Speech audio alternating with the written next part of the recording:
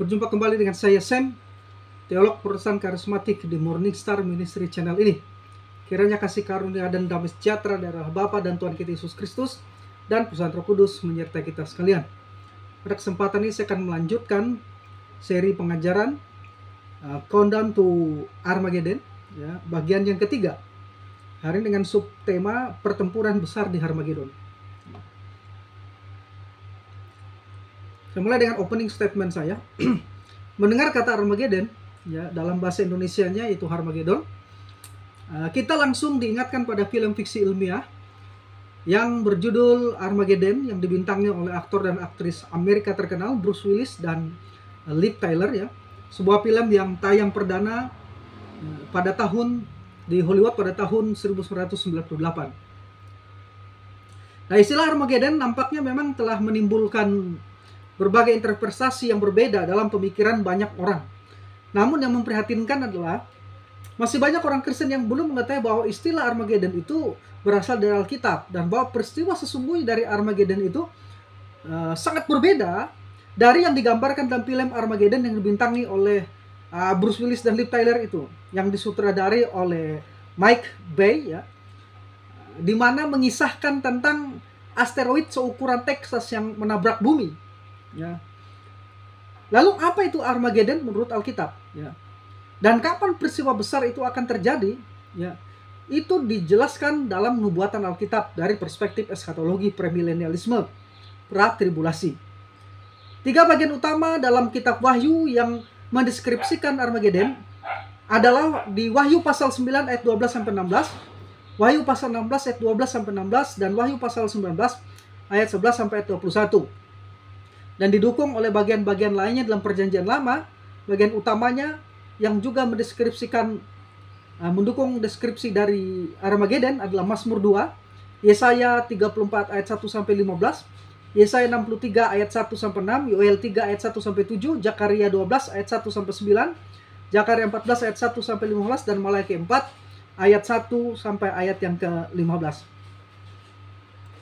Nah, untuk mengawal ini kita akan membaca ayat bacaan kita di Wahyu pasal 16 ayat 12-16.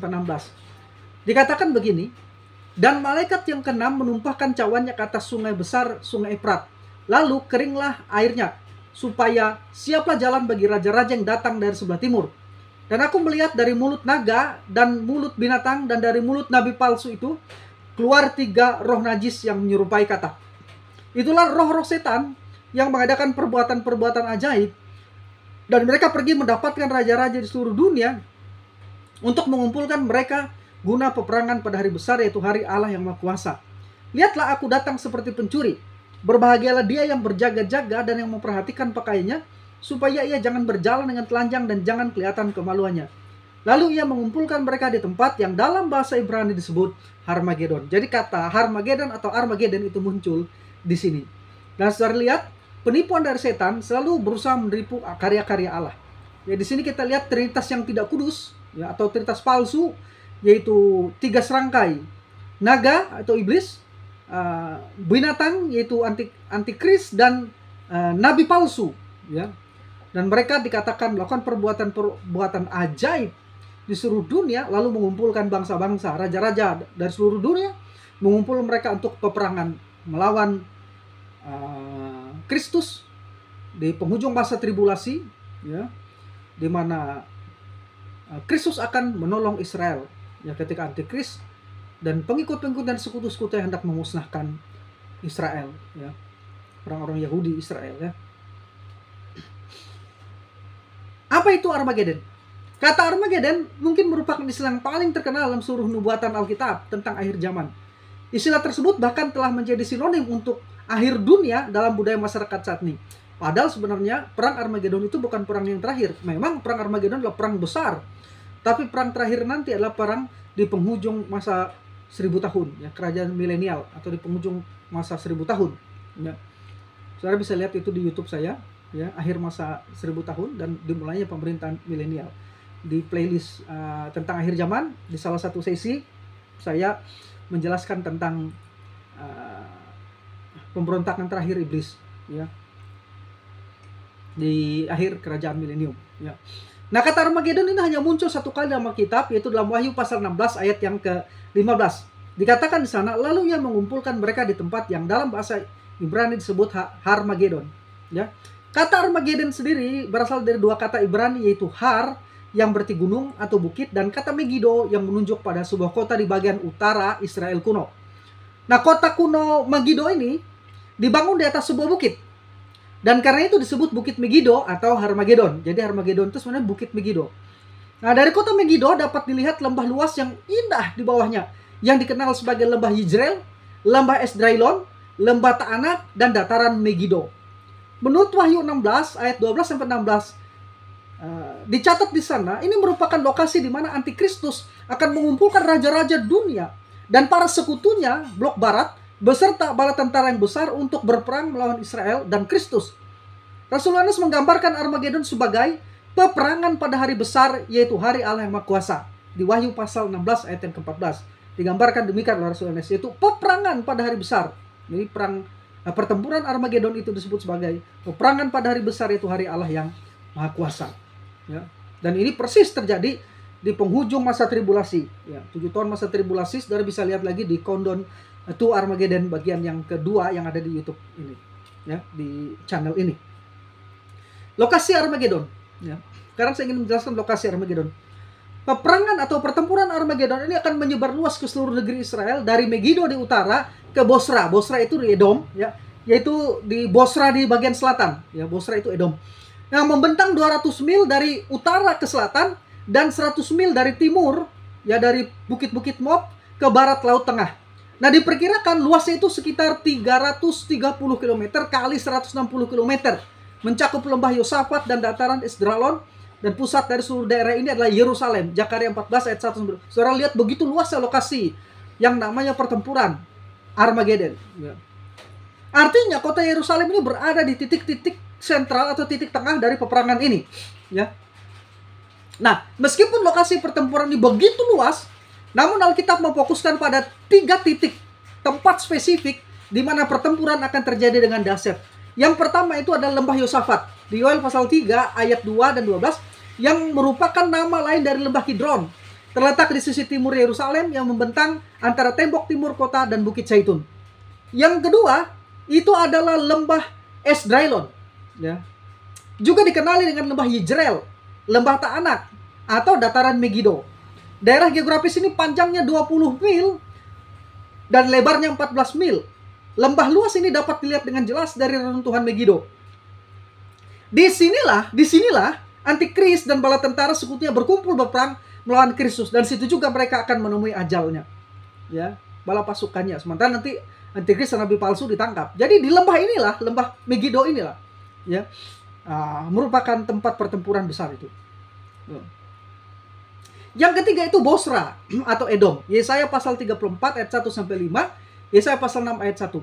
Bosra itu adalah sebuah kota di timur Sungai Yordan di negara Edom kuno, sekarang Yordania modern, ya. Nah, letaknya di dekat kota Petra, Yordania bagian selatan, ya. Letaknya di dekat kota Petra.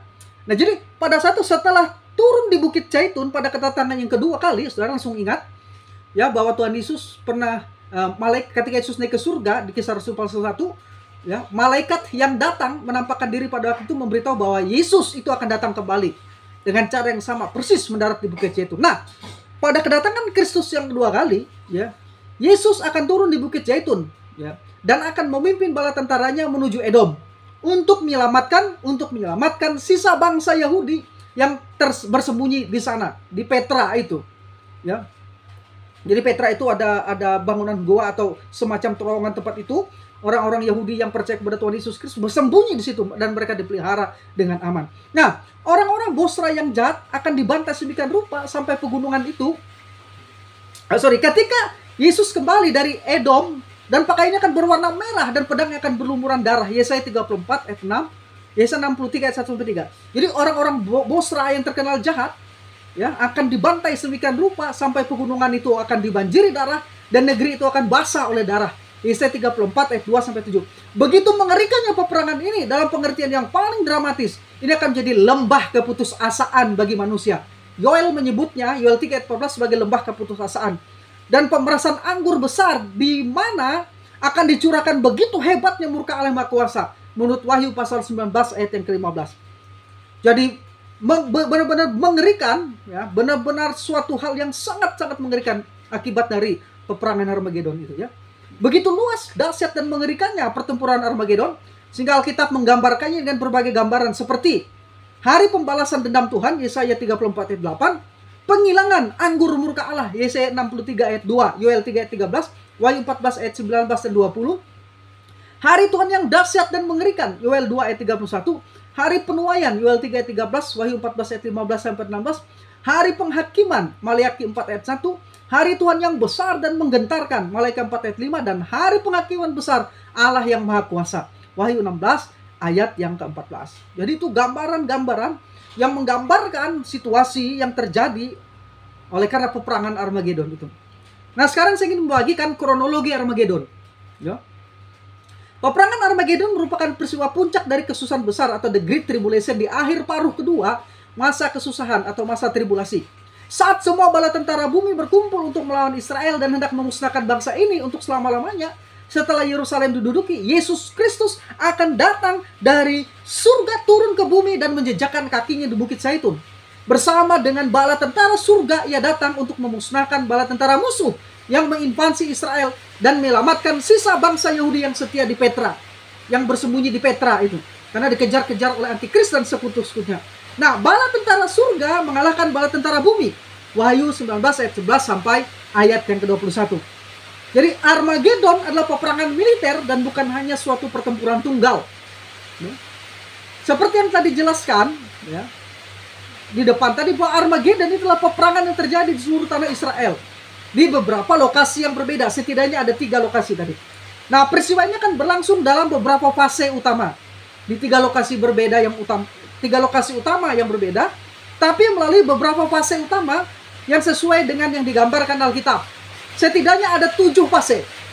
Ya, ada 7 fase, ya, dari peristiwa-peristiwa peperangan Armageddon yang digambarkan dalam Alkitab. Ya. Yang pertama yaitu fase 1. Fase 1. Yaitu ketika cawan penghakiman ke-6 dicurahkan ke bumi, Wahyu pasal 16-11. Maka sungai Efrat mengering untuk mempersiapkan jalan bagi raja-raja dari timur. Saudara bisa lihat Daniel pasal 11 ayat yang ke-44. Fase yang kedua, ya. Sebelum fase yang kedua tuh masih fase yang pertama, ya. Itu sungai Efrat, ketika cawan penghakiman ke-6 dicurahkan, sungai Efrat menjadi kering. Ya, saudara lihat Wahyu 16 ayat 12. Ya. Ini mempersiapkan jalan bagi raja-raja dari timur, Daniel 11 ayat 44. Nah, sungai Efrat ini adalah sungai terpanjang di Asia Barat yang berasal dari pegunungan Armenia di wilayah Turki modern dan berakhir di Teluk Persia sejauh kira-kira 1780 mil panjangnya. Nah, keringnya sungai Efrat itu akan memudahkan raja-raja dari timur pada waktu mereka pergi berperang di Armageddon. Nah, saya ingin jelaskan bahwa raja-raja dari timur di sini bukanlah koalisi blok timur dari utara yang dipimpin oleh Rusia. Saudara bisa lihat ini di YouTube yang sebelumnya, ya, di Countdown to Armageddon 1, ya. Saya jelaskan apa itu Rusia, apa itu blok timur yang berkoalisi dengan Rusia. Jadi negara-negara yang berada di sebelah utara Israel itu berkoalisi, ya, ternyata adalah negara-negara timur, blok timur ini kemudian berkoalisi dengan Rusia untuk menginvasi Israel, sehingga terjadi peperangan disebut dengan peperangan invasi Rusia dan sekutunya atau blok timur terhadap Israel. Ya. Jadi raja-raja timur dalam konteks perang Armageddon bukan koalisi blok timur dari utara yang dipimpin oleh Rusia, tetapi kemungkinan besar mengacu pada negara-negara yang berasal dari timur. Memang beberapa pakar nubuatan Alkitab, ya, para ahli nubuatan Alkitab, misalnya John F. Walvoord, Charles Sirairi, kemudian Dwight G. Pentecost, ya, kemudian ada lagi Mark Hitchcock, ya, dan para ahli-ahli lainnya, tim lainnya juga melihat bahwa memang kata Yunani yang digunakan di situ, raja-raja dari timur itu sebenarnya adalah raja-raja, bisa juga terjemahkan raja-raja dari matahari terbit. Sehingga ada yang menafsirkan proses itu berarti Jepang, ya. Jadi di raja-raja timur ini dipimpin oleh Jepang. Kami melihatnya tidak demikian, ya. Kami percaya bahwa raja-raja dari timur ini dipimpin oleh negara China, ya. Dan ini nanti tentu saja akan melibatkan Jepang, Taiwan, Filipina, dan jalurnya itu masuk ke Australia, Singapura, Filipina, dan termasuk Indonesia. Ya. Dan kita lihat walaupun isunya sekarang adalah isu isunya sebenarnya Israel Palestina itu adalah perang teritorial. Ya. Sangat disayangkan memang Indonesia menjadi salah satu negara yang mengutuki Israel. Ya. Karena dalam Alkitab, dalam kitab suci kekristenan, Israel itu umat yang diberkati Tuhan. Orang yang mengutuki akan terkutuk. Memang di satu sisi, tanpa harus mengutuki Israel, kita mendukung hal kemanusiaan. Ya. Kalau kemanusiaan kita harus dukung. Tidak peduli orang Palestina, orang siapa saja, kita harus mendukung. Ya. Tapi untuk mengutuki, seharusnya kita tidak terlibat dalam ini. Tapi untuk menggenapi nubuat dalam Alkitab, ya, orang-orang dari raja-raja timur suatu saat nanti, ya, ada kemungkinan besar, ini hanya tafsiran teologis, itu termasuk China, Jepang, Taiwan, Filipina, jalur Australia, Indonesia, dan Singapura. Ya. Dan kita tahu bahwa hutang kita sekarang banyak melekat di China. Ya. Termasuk vaksin pun, vaksin COVID pun kemarin dari China. Ya. Nah, itu fase-fasenya. Ya. Nah, kemudian dengan keringnya sungai Efrat itu, orang-orang yang berasal dari sebelah timur, ya, yang saya sudah sebutkan tadi, itu dalam perspektif eskatologi premilenialisme, penafsiran eskatologis, namanya juga penafsiran eskatologis. Ya. Nah, itu akan memudahkan, keringnya sungai Efrat itu memudahkan orang-orang dari sebelah timur melakukan penyerangan. Nah, fase yang kedua, sekutu-sekutu antikris dari berbagai penjuru dunia yang akan tergabung dengan antikris, termasuk negara-negara raja-raja atau negara-negara dari timur tadi, ya, antikris akan berkoalisi dengan antikris dan koalisi blok baratnya untuk memusnahkan bangsa Yahudi. Saudara bisa baca Wahyu pasal 16 ayat 12. Jadi memang ada ikhtiar dari antikris dan koalisi blok baratnya ditambah dukungan dari bangsa-bangsa di timur untuk memusnahkan orang-orang Yahudi dan memusnahkan Israel. Ya, fase yang ketiga, sekutu-sekutu antikris menyerang Yerusalem dan kota itu memang jatuh. Israel nanti memang jatuh. Ya, makanya nanti orang-orang Israel Yahudi yang masih tersisa itu bertobat dan akhirnya mereka bersembunyi di daerah Petra atau Yordania Selatan, ya, di gua-gua atau di terowongan, ada di satu tempat persembunyian yang aman di situ. Ya, saudara lihat ini kejatuhan kota Yerusalem ini di Zakaria 14 ayat 1 sampai 3. Nah, fase yang keempat, Yesus Kristus datang secara pribadi dan kasat mata, ya, turun dari surga bersama dengan bala tentaranya, lalu menjejakkan kakinya di Bukit Zaitun. Dan bukit itu akan terbelah dua dari timur sampai ke barat. Zakaria 14 ayat 1 sampai 7. Nah, kedatangannya ini bersama bala tentara surga yang begitu banyaknya. Wahyu pasal 19 ayat 11 sampai ayat yang ke-14. Fase yang kelima sekarang. Bangsa-bangsa dari timur dan blok barat akan berkumpul melawan Yesus Kristus yang datang dari surga bersama dengan bala tentaranya.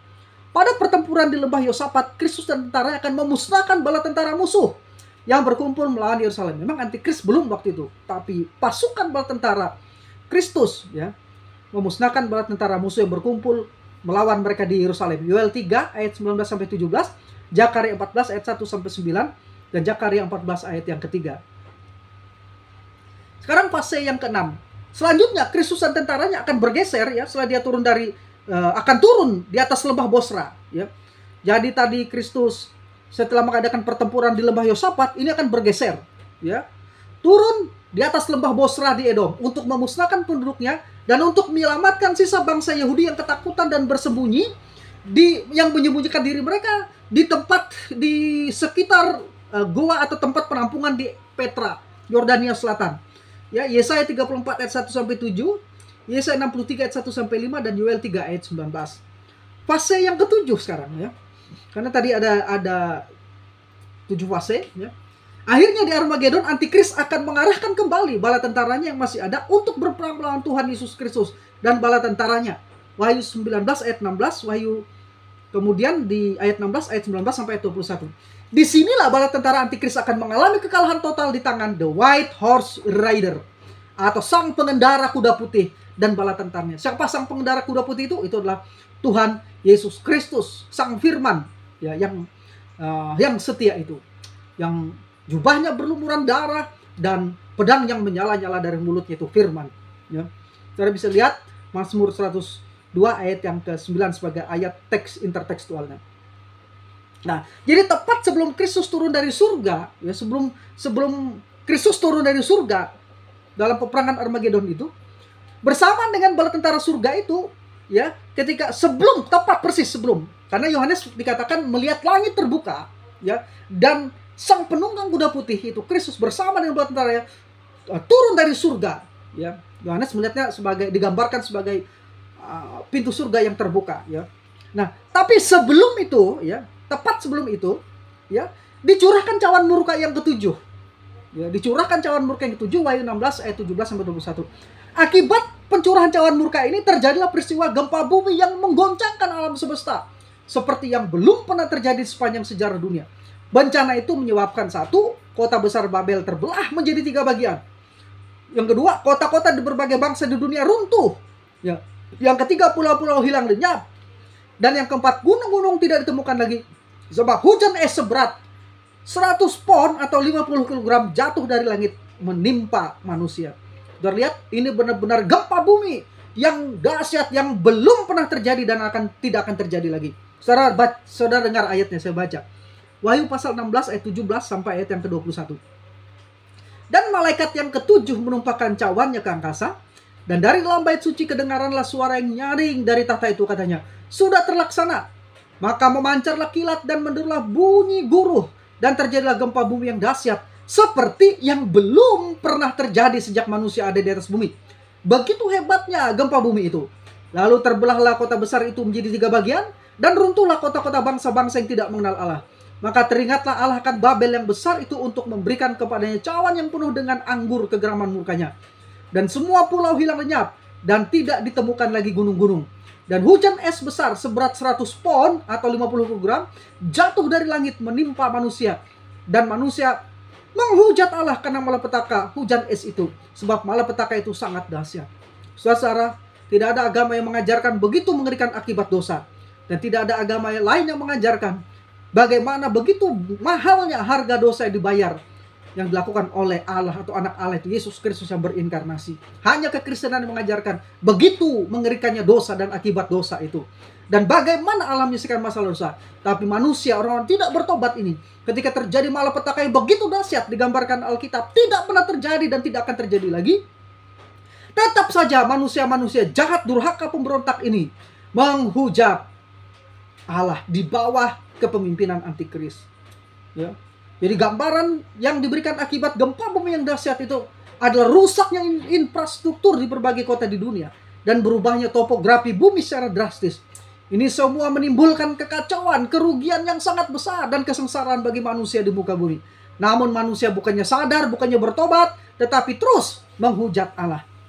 Sementara kota-kota Yahudi dan Yerusalem dilindungi Allah, sementara kota-kota dari bangsa-bangsa lain yang jahat itu sudah diporak-porandakan, Allah melindungi Yerusalem, melindungi orang-orang Yahudi, sehingga kota bangsa pilihan tetap utuh dan tidak mengalami kehancuran akibat dahsyatnya gempa bumi yang bersifat supranatural itu. Sebagaimana dinubuatkan Nabi Zakaria di Zakaria 14 ayat 2 dan ayat 3, dan di kitab Wahyu tadi, Wahyu pasal yang ke-16 ayat 17 sampai ayat yang ke-21. Sekarang akhir dari Armageddon. Di Wahyu 19 ayat 11 sampai ayat 21 menggambarkan Kristus yang datang dengan menunggang kuda putih. Ya, kuda kemenangan diikuti oleh seluruh pasukan di surga yang turun bersama-sama untuk menyaksikan keperkasaan Sang Raja di atas segala raja dan Tuhan di atas segala tuan, mengalahkan dan menumpas semua musuhnya. Ya. Gambaran rinci dari Sang penunggang kuda putih ini adalah sebagai berikut. 1. Padanya ada tertulis suatu nama yang tidak diketahui oleh siapapun kecuali olehnya sendiri. 2. Ia disebut setia dan benar. 3. Matanya menyala bagikan nyala api. 4. Ia memakai banyak mahkota di kepalanya. 5. Ia berpakaian dengan jubah yang dipercikkan darah. Kemudian yang ke-6, namanya disebut firman Allah. Yang ke-7, sebuah pedang tajam ada di mulutnya yang akan memukul segala bangsa. Yang ke-8, ia berkuasa dengan gada besi. Yang ke-9, ia menginjak-injak kilangan anggur murka Allah. Yang ke-10, semua pasukan di surga mengikuti dia dengan menunggang kuda putih dan memakai jubah lenan halus yang putih bersih. Inilah bala tentara, malaikat, dan orang-orang kudus yang tadinya ikut dalam pengangkatan gereja setelah pesta perkawinan anak domba turun bersama-sama dengan Kristus untuk mengalahkan musuh-musuh Kristus bersama dengan Kristus. Dan nantinya dalam kemenangan itu mereka akan memerintah bersama Kristus di kerajaan 1000 tahun. Dan yang ke-11, jubahnya. Ya, pada jubahnya sang penunggang kuda putih ini, yaitu Kristus. Dan pada pahanya tertulis suatu nama, yaitu Raja segala raja dan Tuhan di atas segala Tuhan. Nah, ada catatan tambahan saya terkait Wahyu pasal 19 ayat 16. Dan pada pahanya tertulis suatu nama. Telah ada banyak diskusi tentang tulisan pada pahanya. Namun dalam pandangan saya melihat bahwa bagaimanapun juga di bagian paha, bukan hanya di jubah, sang penunggang kuda putih itu Kristus terlihat jelas. Grafo, kata Yunani grafo atau tulisan atau lukisan. Ini adalah semacam tulisan atau lukisan atau tato yang dapat dilihat di bagian paha yang melambangkan kekuatan dan keperkasaannya. Beberapa orang menganggap itu sebagai kiasan saja atau lukisan yang ditulis di baju, di jubah. Tapi kami melihat ini benar-benar tulisan yang ditulis di paha, ya, pada tulisan pada pahanya. Dan juga jelas itu adalah grafo, tato, ya, semacam lukisan tato, ya, yang menggambarkan kekuatan dan keperkasaannya. Mengapa? Karena bagian paha bukan hanya tempat para pemimpin perang menggantung pedang, tetapi juga merupakan otot terkuat dalam tubuh dan merupakan simbol kekuatan. Di daerah-daerah tertentu, di suku kami terutama, ya, pemimpin-pemimpin pendekar atau kesatria itu biasanya ada tato-tato di bagian tubuh, dan itu bukan sembarang tato yang dibuat sembarang seperti anak-anak muda sekarang ini. Itu mempunyai makna tersendiri, ya. Itu merupakan lambang dari kepemimpinan, kekuatan dan keperkasaan, ya. Nah, saya lanjutkan lagi, ya. 4 peristiwa penting di bagian akhir Armageddon ini adalah: 1, burung-burung di udara akan berhimpun untuk makan mayat-mayat membusuk yang berserakan di tanah akibat perang besar tersebut. Saudara bisa baca di Matius 24 ayat 28, Lukas 17 ayat 37, dan Wahyu 19 ayat 17 sampai 21. Yang kedua, Kristus akan melemparkan dan menghukum antikristus dan nabi palsu hidup-hidup ke Gehenna, yaitu lautan api dan belerang, untuk disiksa selama-lamanya. Saya pernah jelaskan di Countdown to Armageddon 2 bahwa yang pertama kali dilemparkan ke neraka atau Gehenna itu adalah antikris dan nabi palsu. Baru kemudian menyusul iblis bersama dengan suku di akhir kerajaan 1000 tahun. Iblis juga akan dilemparkan ke Gehenna.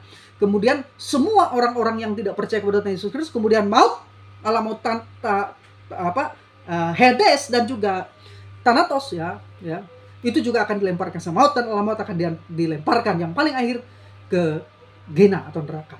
Dan mereka semua akan disiksa selama-lamanya, termasuk orang-orang yang tidak percaya, ya, orang-orang yang menyangkal Kristus, yang tidak percaya, yang menghujat Allah, akan dilemparkan ke Gehenna, ke neraka, hukuman kekal selama-lamanya, ya. Nah, jadi antikris dan nabi palsu itu diikat di akhir masa tribulasi itu. Namun beda dengan iblis. Iblis diikat selama 1000 tahun dan dilemparkan ke jurang maut, ya. Orang mengatakan pengikatan iblis ini adalah kiasan. Bukan simbolis, bukan kiasan. Karena roh tidak bisa diikat dengan rantai kapal, dengan rantai belenggu yang kita punya. Tapi Tuhan yang Maha Kuasa tahu bagaimana mengikat roh ini dengan rantai, ya, rantai yang dibuat khusus untuk makhluk roh. Ya, jadi ini bukan simbolik, tapi ini benar-benar selama 1000 tahun iblis ikat dan dimasukkan ke jurang maut, ya. Seharusnya kan kalau memang makhluk roh itu tidak mungkin bisa dikurung dimanapun. Di rumah tidak bisa dikurung, dia bisa keluar. Kalau orang dia makhluk roh, tapi kenapa dia tidak bisa keluar dari jurang? Bukannya karena diikat, tapi itu adalah penjara khusus. Dan itu adalah harafiah, literal, bukan kiasan. Dengan demikian masa tribulasi berakhir, dan selama 1000 tahun itu iblis diikat, dunia tanpa iblis. Yesus mendirikan kerajaan milenialnya, memerintah bersama dengan orang-orang percaya, orang-orang kudusnya, dan para rasulnya. Memerintah selama 1000 tahun, di mana orang-orang percaya yang tadinya sudah diangkat bersama-sama dengan dia, mendapat mahkota mereka di surga, ikut dalam pesta perkawinan anak domba, turun ke bumi bersama-sama Kristus, memerintah sebagai raja-raja dan hakim-hakim disebarkan di seluruh dunia, ya. Kristus sendiri mendirikan kerajaannya di bumi dan memerintah selama 1000 tahun. Wahyu 20 ayat yang keempat. Sekarang tujuan Armageddon. Kita mungkin bertanya-tanya mengapa harus terjadi masa seperti ini. Ada 3 alasannya kenapa harus ada perang Armageddon. Peperangan besar yang sampai kalau dihitung kilometernya itu 330 km kali 160 km, ya. Itu bahkan luas, ya. Melebihi luas Palangkaraya ini, ya, kota di mana saya tinggal. Kita mungkin bertanya-tanya mengapa harus terjadi masa seperti ini. Setidaknya ada 3 alasan adanya Armageddon ini, yaitu 1, penghukuman atas kejahatan manusia. Allah mungkin kelihatan tidak melakukan sesuatu terhadap yang jahat sekarang ini, tapi suatu hari saat dia sampai kepada waktu yang ditetapkan, ia pasti akan menghukum. Yang kedua, Pembebasan sisa-sisa orang Yahudi yang hendak dimusnahkan oleh antikris. Mereka bertobat dan percaya. Jadi saat antikris dan pasukannya bergerak melawan Yerusalem, ya, menjatuhkan Yerusalem, Israel, dan hendak memusnahkannya, Tuhan Yesus akan campur tangan. Dan Yesus Kristus sang penunggang kuda putih, ya, itu akan memusnahkan, ya,